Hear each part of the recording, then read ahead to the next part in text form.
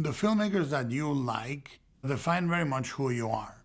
I am inspired by somebody that clearly knows what boundaries and what composition is required to identify a genre, and then how you go at disarticulating it. And that's what Bong is doing.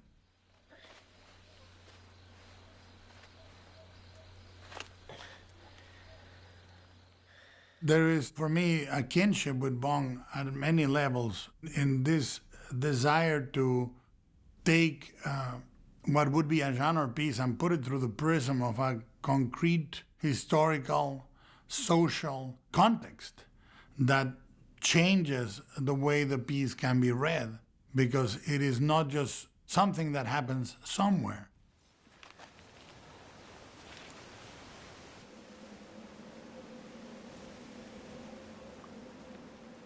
What I think is interesting about setting it in that particular time is that you are examining an explosive moment in which there's military repression, where the police beats every suspect. There's a very, very systemic, masculine, sort of overbearing structure to everything. 야, 집에 가라. 집에 가라. 이 새끼가. The movie opens with a boy talking to a boy, essentially, because the two characters are infantile. In many ways, they're childish and enthusiastic. But at the same time, you have a group of investigators that have amongst them a brilliant female investigator, smart, punctual, meticulous, and they choose to ignore her over and over and over again in their investigation. DJ가 그거 틀어주면서 신청자 엽서를 읽어줬는데 태령읍에서 외로운 남자가 보냅니다. 비 오는 밤 꼭 틀어주세요. 미스권, 나이스! 굿 아이디어! 그 추리소설 많이 바꾸면 학교 다닐 때, 어? The other masculine characters in the investigation represent almost sides of masculinity. You know, very, very different. One that is a little aloof, almost akin to the suspect, and pointedly, he is the one confused with a murderer on the beginning. That he is, taken and beaten and handcuffed because they think, oh, he's a murderer. He was talking to this woman on the road that fell by the wayside, The other one that is this enthusiastic but mostly fallible, visceral character. The other one is very close to being on the wrong side of the law, except he has a badge. And it is the oppressive notion of masculinity that drives also the three detectives half mad. Because they would be willing to believe that a hyper-masculine monster is besting them. But what is besting them is the essence of what they cannot understand in themselves or in their lives, incarnated in this character.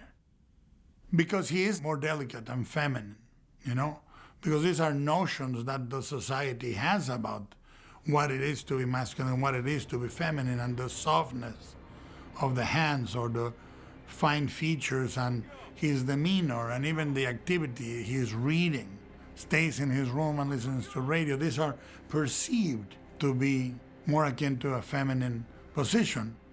The hatred the suspect receives from the one character that is his bleak mirror image is because they're trying to resolve their own inadequacies. 동네 사람들 아프면 병원 안 가고 나만 찾는다는데. You have females in servile positions cleaning their earwax or tending to their meals. The country itself has a masculine voracity. It's a country that is digging the earth, cracking it open. Factories, in a Freudian or no Freudian way, erections of metal towering over the little town. 아니, 지금 먹으라고 같이 간다니까. Even at the end, the product that they're selling from town to town is a grinder, that is going to juice the fruits.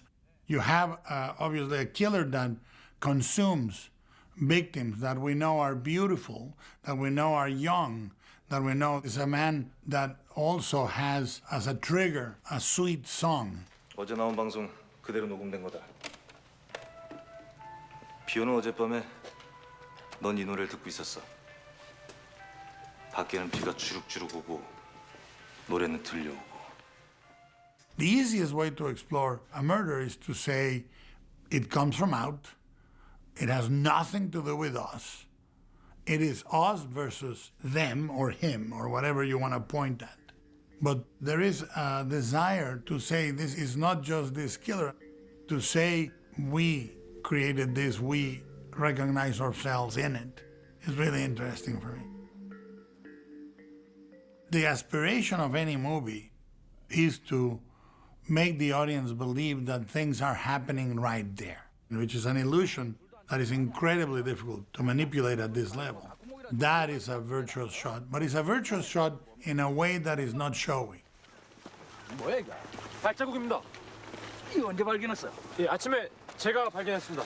The wonderful, wonderful shot that is at the same time invisible and prodigious of the investigation that starts with the footprint on the field and follows the detective all through and ends up with the destruction of that footprint is so beautiful and full of accidents that are, of course, completely planned, but seem to be happening right there. There's a wisdom that is really fantastic for a filmmaker of that age. And at the same time, what Bong does is disarm and disarticulate convention. His fights are the best because they are so bad. The fights are never perfect. It's these failed punches and missing kicks. 나와 이 새끼야. 아이 피해자가 쳐야 된다니까. Life interposed over a model of genre, clashing. And that is in the cinematic style too. In the most masculine of genres, which is action. In the big chase through the alleys, the camera recuperates the characters and leads them, follows them, and then finds an obstacle. Normally this would be Keanu Reeves and Patrick Swayze, and yet that point-breaky chase is disarticulated by everyday banality. You know, they have to split by obstacles that are, little alleys or people eating their dinner.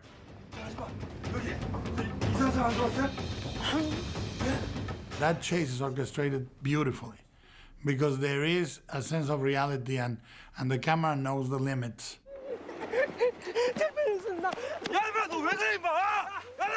And then I think of something as simple as the boy climbing to the top of the post and the composition of that point of view.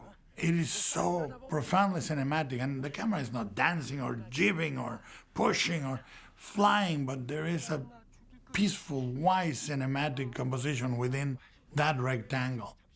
Hitchcock used to say, cinema is filling that rectangle with emotion, and Bong does it over and over and over again. Think of the moment where the girl has the flashlight and the umbrella and is following the flashlight, and she illuminates the surrounding area.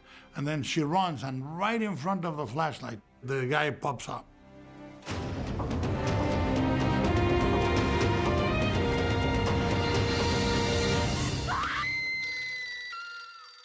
The mirror on the beginning used to reflect the sun and illuminate the body. There's that great moment where the killer has to choose between the medical nurse or the student, and the camera chooses, follows both. The scene that precedes the chase, where the guy puts the flashlight in his mouth in order to do what he's going to do, and that light illuminates things. This is cinema. Light, movement, shadow, sound, composition, at the symphonic service of an overture, a largo, a staccato. The perfect cinema aspires to music.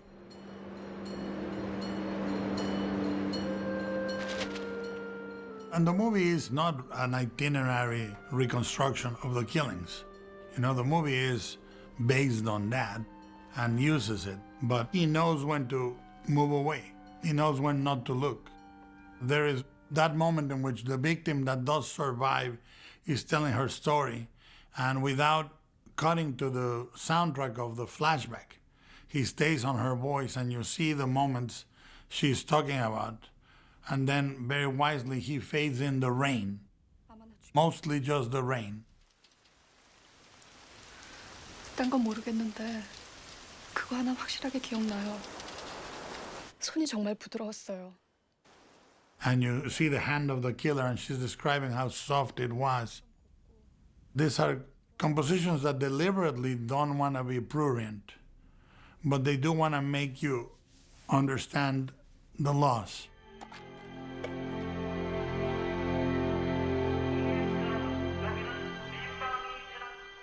The spoon, the pen are laying in front of the eyes of the victim, and we know that will not end well. They will be objects of dread, but that's it. He stops right there. One of the most painful moments for me is the hand out of the window, getting rain on the palm. And you know what's gonna come. And then he never repeats himself. He orchestrates and assembles each of the murders that we witness in a completely different way, but perfectly calculated. And yet, as it approaches its final end, its final portion, it finds this note of grace, the fact that test is inconclusive. The sequence, it reveals darker layers on the cup. The engulfing composition of that tunnel has a symbolic nature that transcends the setting. And then most of the time it happens to many of us, it's hard to stick the landing. 그 아저씨 얼굴 봤어?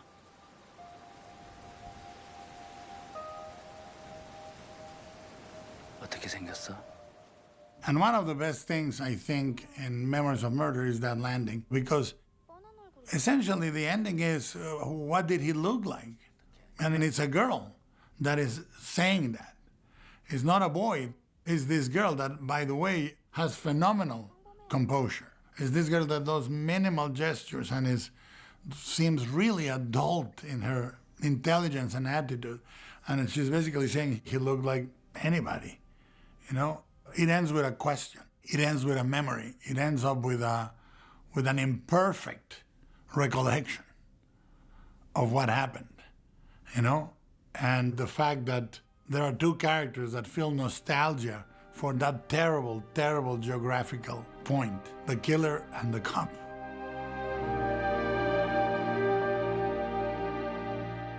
For me, the worst type of thriller is the one that says, and then everything was all right at the end. If nothing is all right at the end, if the question mark that was posed by that violence is still vibrating, then that is, in my own estimation, a higher form of storytelling.